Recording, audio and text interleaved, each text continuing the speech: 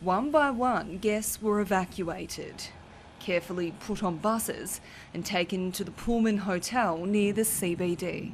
As a result of this outbreak, the Holiday Inn at the Melbourne airport will be closed for a terminal clean. It's thought the outbreak was caused by a nebuliser, a breathing machine brought in by a guest who had a pre-existing health condition. He's now fighting for his life in ICU with the UK strain. So we think that the exposures are all to that event, the use of a nebuliser, which then meant that the virus was carried out into the corridor. Nearly 1,000 quarantine staff are now self-isolating, and any Holiday Inn guests due to leave quarantine will have to stay at least another 3 days. Doctors want the government to release a ventilation audit of the hotel.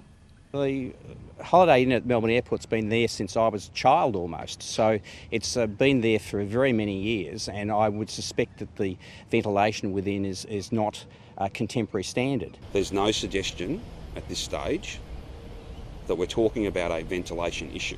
The worker who caught the virus at the hotel was symptomatic for 2 days before she got tested. She visited a number of sites around Sunbury while infectious last week, including the Sunbury Square shopping centre.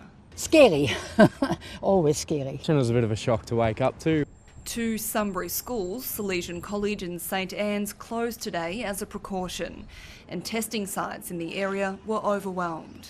The risk with an aerosolised virus is very substantial, and so I think we should expect more cases. The workers who caught the virus were wearing surgical masks at the time.